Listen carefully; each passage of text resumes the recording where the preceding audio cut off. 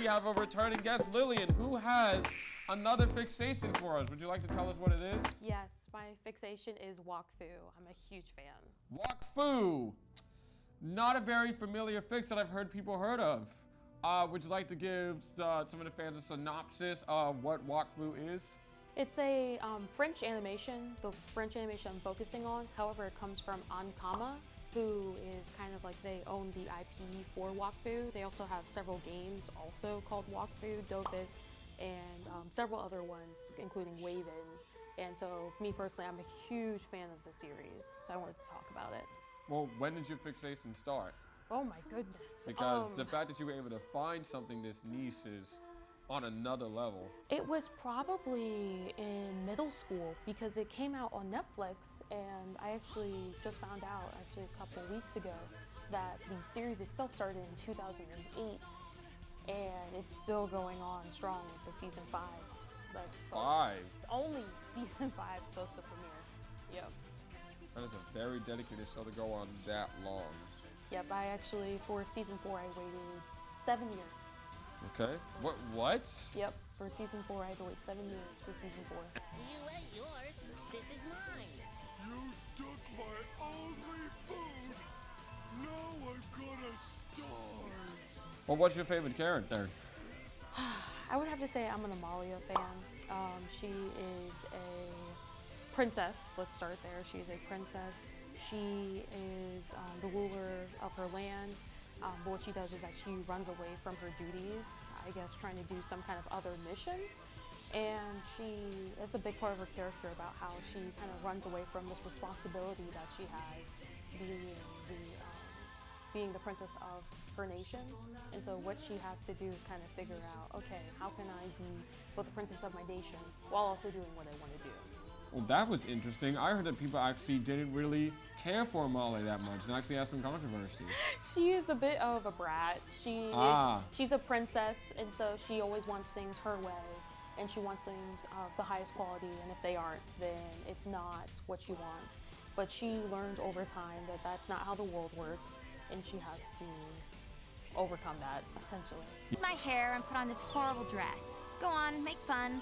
I know I look ridiculous. Ridiculous? No, you look incredible. I think you need glasses. You need to leave! You know what? We'll get back to Amalia to get in more in detail. We'll get back to that. But for now, out of the, I guess, 5 seasons now, that is a lot more than I thought. What is your favorite episode, if you have a favorite episode? Ooh, my favorite episode. I would have to say, honestly, it's from the first season, but it's just so funny to me. There was an episode where Hugo and his friends had to go to rescue some princesses. They just came across them, and what they had to do in order to get their friend back, Dally, they had to dress as quote-unquote ugly princesses and go up into the castle, and then they started having basically a pageant to see who was the best princess. And it was just really funny because it was just talking about how, like beauty is subjective and everything. And these girls were turned into ugly princesses because they used their beauty for, I guess, bad. But then by the end of it, when the curse was lifted, they went back exactly to what they did before. So it was like they didn't learn anything. Wow. Wait, have you played the MMO? Yes, I have actually. Okay, what class do you normally I play? play Sedita, but it's actually probably one of the worst classes to play in terms of the, I guess, the RPG part. But for the MMO, for PvP, it's actually quite useful. But the thing is that you're only limited to a certain amount of playable, I guess, characters during that time. And so once you get to a certain level, then you can unlock other characters. And so of course, Eliotrope is the kind of that's like the pinnacle of what at least I wanted to go for. But there's so many other good characters. I just like Sedita because I like the aesthetic. Oh, okay. Well, wait, is it also bad in the MMO? Because you said it was useful, but like, how useful are we talking? For the PvP, it is decent. But for the actual gameplay itself, the Sedita, they don't have a large they can't go very far in terms of like blocks they have to walk.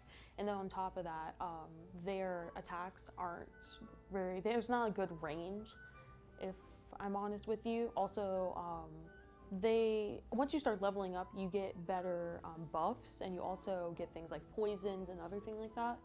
But especially when you're starting off, it's really hard to continue on, because a lot of the other playable characters or playable races, you can start off with higher buffs or larger attacks. But for Sadida, it's kind of like you have to build up to that point, which is why they're so strong in PvP, because they make for good buffs and they also make for good supports. But they aren't very good for the MMO, the RPG part, yeah. Yeah, normally stuff like that never normally is. But going back to the show for a minute, in the world of Wakfu, if I'm not mistaken, there are, I want to say 12 what? 12 Dophuses, maybe? Yes.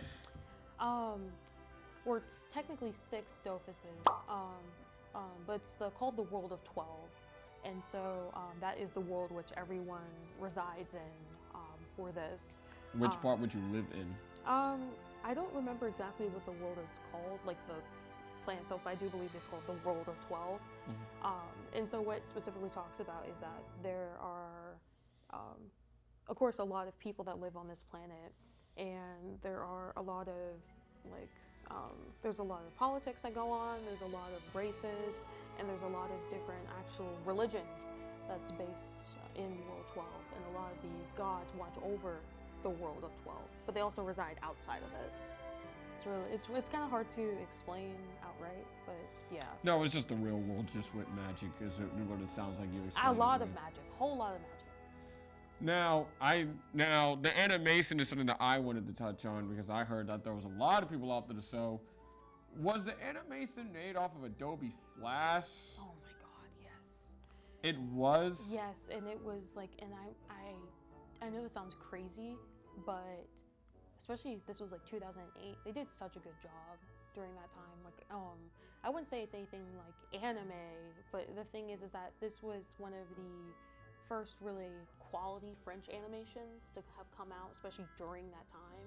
A lot of French animation was kind of lackluster, and so Wak-Fu not only set a precedent for animation, but also storytelling. And so as soon as they started switching to more modern animation programs, it just got so much better.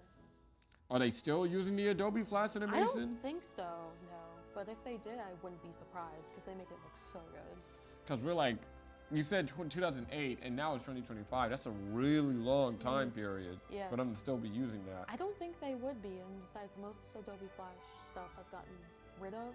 But like I said, if they were, I wouldn't be surprised, because they make it work. But I have no clue what they use currently. Speaking of making it work, that actually leads into my last question. I told you that we would talk about Amelia later on in the in our episode here, and that's because I wanted to focus on the relationship between her and the main character. I hope I'm not butchering his name. Yugo. Okay, I had to write the first one. I don't know why. Oh my goodness. Myself. Yugo and Amalia's relationship is really interesting, because it's almost like akin to Aang and Katara from Avatar: Last Airbender. In many senses. You have to think about, you have this character who's basically this child prodigy that's destined for greatness to bring peace to the world. And then you have this basically princessy character who focuses on support and healing abilities, who is basically supporting this main character as time goes on. And she's kind of, they're both kind of sassy, you know. Honestly, there's a lot of parallels between the two. But if you think of Avatar: Last Airbender, Aang and Katara, it's essentially the same with Yugo and Amalia. But honestly, I kind of like Yugo and Amalia more, because they're how they've gotten to know each other over time has definitely been, it's been really sweet to watch, actually. And there's actually a manga series that follows the end of season 4. Not really the end of season 4, but around season 4. And it just dives more into their relationship as, I don't want to spoil anything.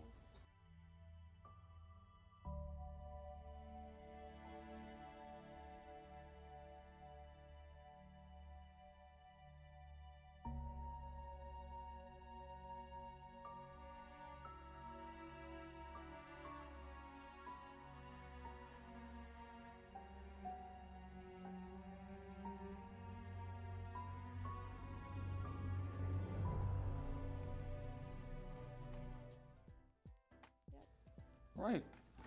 Well, now that you guys heard info on Wakfu, I hope you guys be willing to take a look and do your research. Please watch it. I highly suggest everyone take a look at least. But for now, that's all we have for today's episode, and I thank you for coming on another episode of Fixations.